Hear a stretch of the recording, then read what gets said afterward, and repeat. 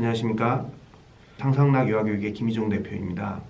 오늘 간단하게 중국의 유아교육 시장에 대해서 제가 말씀드릴 게 있어서 이렇게 전달하게 됐습니다. 중국의 유아교육 시장은 모두들 이제 관심은 많지 않습니까? 유아교육이라는 것 자체가 분명히 커질 것이다. 중국은 어떠할까? 많은 분들이 이제 궁금해 하시는데 사실 유아교육이 중국과 한국의 격차가 상당히 나고 있습니다. 제가 생각하는데 한 10에서 15년 정도의 차이가 있고요. 그리고 과거에 한국이 지나왔던 길을 중국도 그대로 지나가고 있습니다. 많이들 아시겠지만 많은 중국인들이 이제 아이들 교육에 쏟아붓는 돈은 굉장히 많이 있습니다. 그리고 이게 어떻게 보면 한국의 과거에 이제 경제가 발전하고 나서 어느 정도 먹고 살만 하니까 이제 아이들 교육에 대해서 신경을 굉장히 많이 쓰는 단계인데 지금이 중국이 딱 그렇거든요.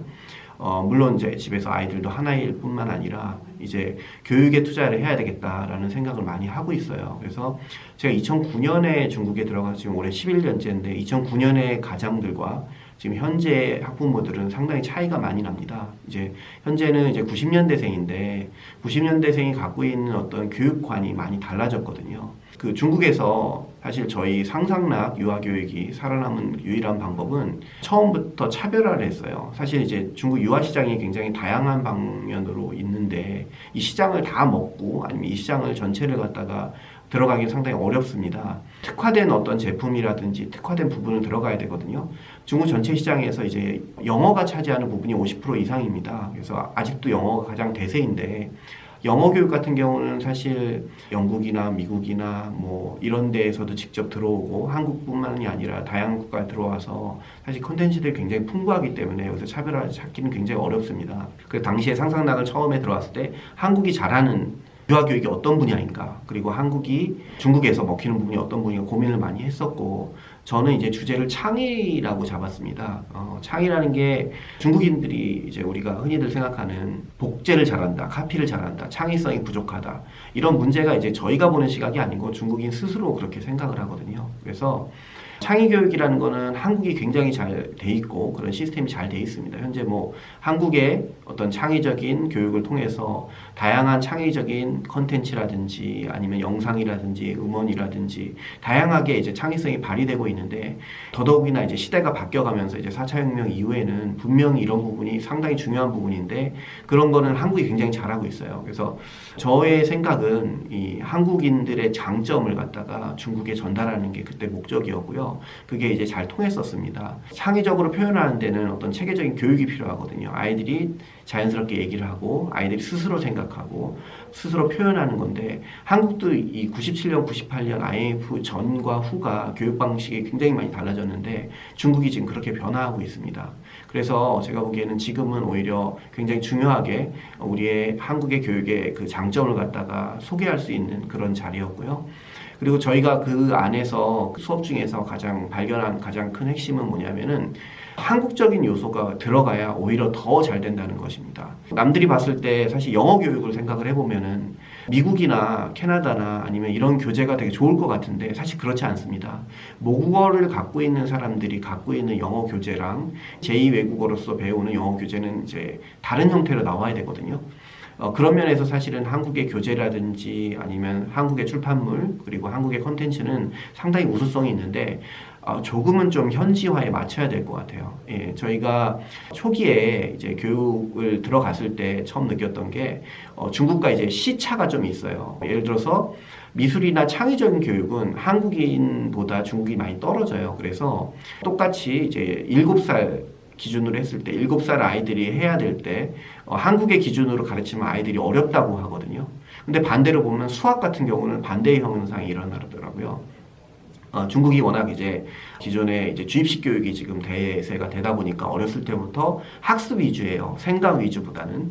그러다 보니까 이 학습 위주 때 발생하는 게 이제 숫자 계산을 굉장히 빨리 합니다. 그래서 저희 애들이 이제 초등학교를 가서 깜짝 놀랐던 게 이 100문제 더하기 뺄셈을 갖다가 100초 내에 푸는 거예요. 이게 말이 되나?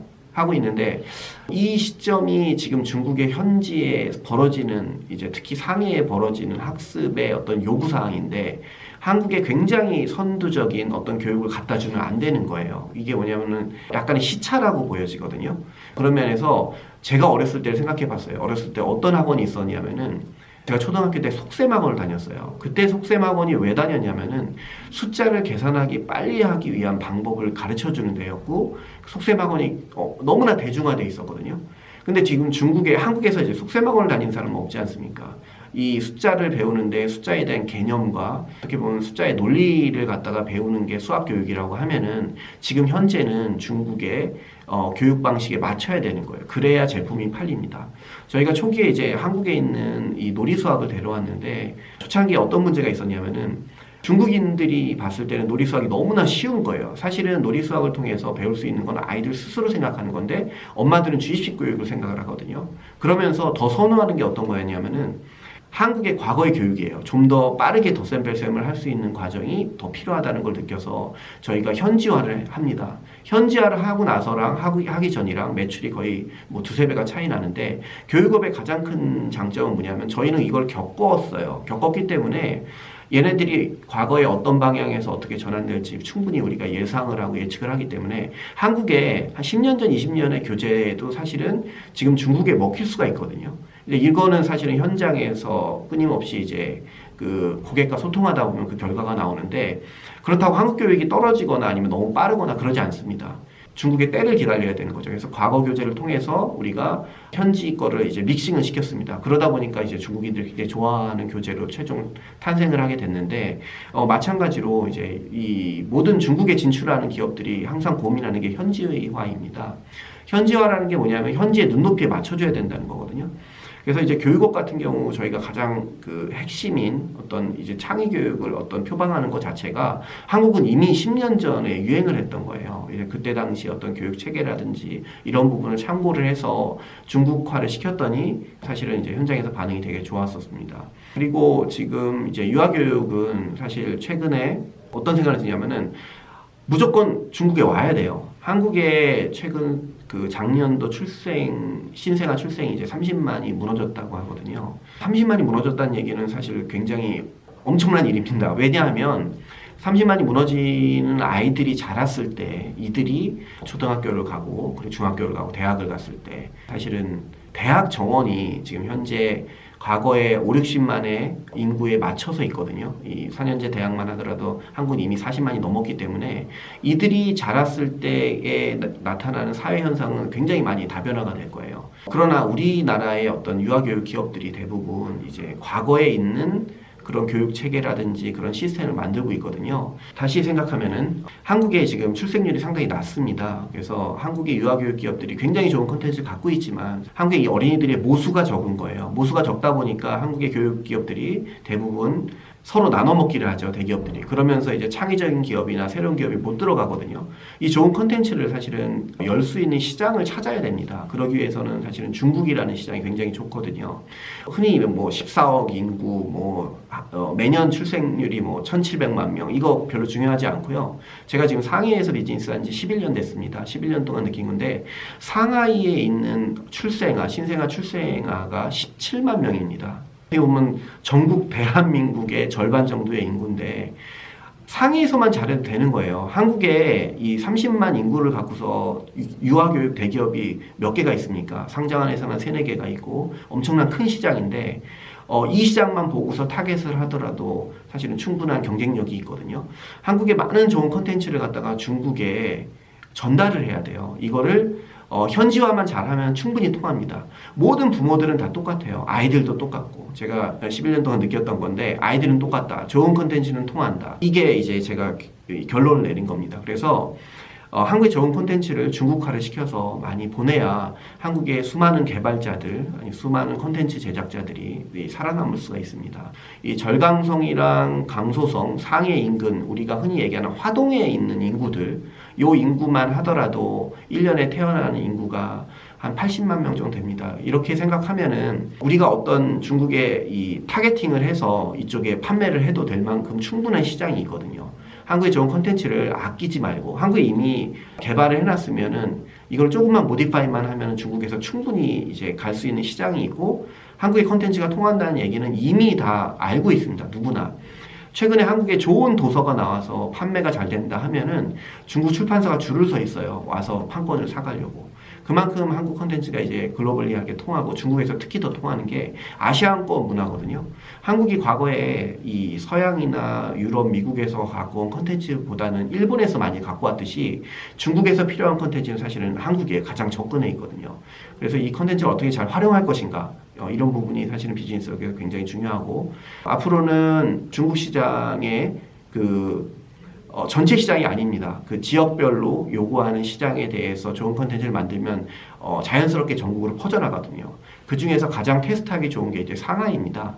상하이 같은 경우는 중국 전체에서 교육열 높기로 가장 뛰어난 그런 한국의 강남이라는 느낌이시면 될 것 같아요. 그래서 상해 엄마가 통하는 건 전국에 통해요. 저희가 상상락이 전국에 퍼지고 이제 65개까지 퍼졌던 이유는 상해에서 잘했기 때문입니다. 이 지방도시에서 잘해봤자 이 교육 사업은 마찬가지거든요. 가장 뛰어나고 가장 빠른 트렌드가 빠른 데에서 시작돼서 전국으로 퍼지듯이 이제 상하이에서 테스트해서 상해 부모가 통과한 어떤 좋은 교육 제품들은 전국에 퍼져나기 굉장히 쉽습니다. 그렇기 위해서 상해에서 어떤 테스팅을 하시면은 유아 교육의 팁이 될 것 같아요. 유아 제품도 마찬가지고 중국의 엄마들은 아주 냉정합니다. 워낙 제품의 선택도 많고 한국처럼 이제 공급이 적은 게 아니고 전 세계에서 다 오거든요. 그러다 보니까 그들의 입맛에 맞는 제품들이 사실은 필요하거든요.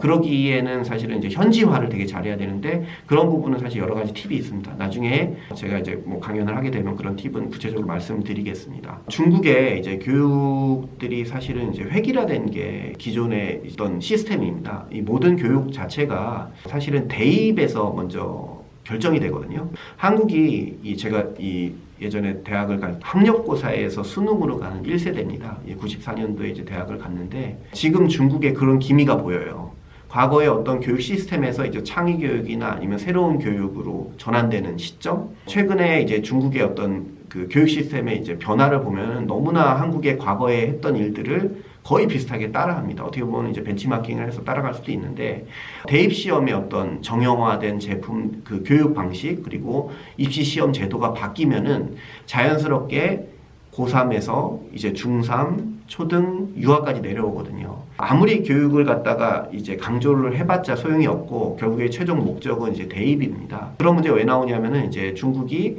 3년 내에 이제 이 과거에 이제 입시 시험에서 수능 형태로 변경을 한다고 합니다. 저는 이제 중국 현지에 3명의 자녀를 둔 학부모로서 지금 매일 느끼고 있거든요. 그리고 저희가 중국의 이제 교육 환경에 자꾸 들어가서 얘기를 들으려고 해요.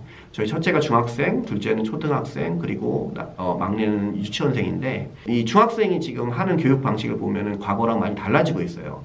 작년에 가장 큰 일이 하나 있었어요. 중국은 워낙 나라가 크다 보니까 각 성마다 교재가 달라요. 이것 때문에 사실 교재 사업이나 교육 사업을 하는데 굉장히 불편했는데 언어 교육과 이 역사 교육 책이 전국 통일화가 됐습니다. 이게 굉장히 좋은 팁인데 언어 교육 먼저 바뀌었다는 이유는 이제 이 전국 전체를 갖다가 통합 과정을 만들어서 누구나 다 같은 교재를 갖고 같은 대입 시험을 보게끔 만들 거예요.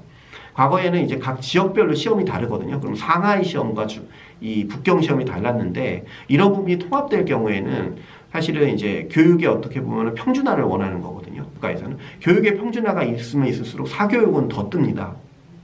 왜냐하면 교육 평준화를 맞추기 위해서 교육은 수준이 낮아지지만 사실 그 성취를 위해서는 이제 밖에서 공부를 해야 되는 상황이 많이 벌어지거든요. 이게 중국에 이제 최근에 벌어지는 일이고 아이들이나 학부모들이 이제 사교육에 목매는 이유거든요. 말 그대로 이제 3년 후에 중국이 수능 시험으로 바뀌었다고 했을 때는 전체 교육 시스템이 바뀌고 이때 당시에 사실은 한국은 이미 경험을 했기 때문에 굉장히 좋은 시장을 이제 찾아낼 것 같아요. 한국이 놀이교육, 놀이수학이라든지 아니면 독서라든지 이런 열풍이 일어난 지가 얼마 되지 않았거든요. 제가 어렸을 땐 그런 교육이 전혀 없었습니다. 이제 암기, 주입식, 이 사지선다 뭐 이랬었는데 지금 이제 교육 형태로 바뀌면서 한국의 시스템이 통하는 시기가 분명히 올 거거든요. 그러기 위해서는 많은 기업들이 그때가 오면 그때 들어가지? 이러면 안 됩니다. 사실은 먼저 선점을 하고 그 시장에 있어야 그 시기가 왔을 때 폭발을 하거든요. 지금 많은 기업들이 이제 중국에 진출하고 싶은데 못 진출하는 분들이 너무 많아요. 아니면은 기존에 진출했는데 실패했던 사람들. 사실 두려워하는 이유는 그때 당시에 너무 빨리 진출을 했던 거고요. 교육열이 올라오고 교육에 대한 개념이 바뀔 때 사실 시장이 열립니다. 이게 아마 3년 내에 발생되는 중국의 이제 교육 사업이고요. 유아교육도 사실은 과거처럼 부모들이 막 주입식 교육보다는 놀이를 하려고 하거든요. 그리고 놀이를 통해서 아이들이 즐겁게 공부를 할 수 있게끔 하고, 그러면서 최근에는 이제 열독이라는 거, 독서라는 게 굉장히 열풍을 일으키고 있어요. 왜냐하면은 수능으로 아까 말씀드린 수능으로 문제가 바뀌면요, 어떤 문제가 이런 같은 수학 문제인데 문제를 꼬게 돼요. 그러다 보니까 언어의 해독력이 중요한 거죠. 수학 문제를 하려면은 국어를 잘해야 수학이 잘 되듯이 이제 이런 시기가 오면서 아이들한테 더 어렸을 때부터 독서 활동을 많이 하게 됩니다. 이제 이런 부분은 사실 현장에서 제가 느끼는 꿀팁이고요. 그리고 나중에 저희 강좌를 들으시면 더 자세한 얘기를 통해서 다시 찾아뵙겠습니다. 오늘 얘기 들어주셔서 감사드립니다. 감사합니다.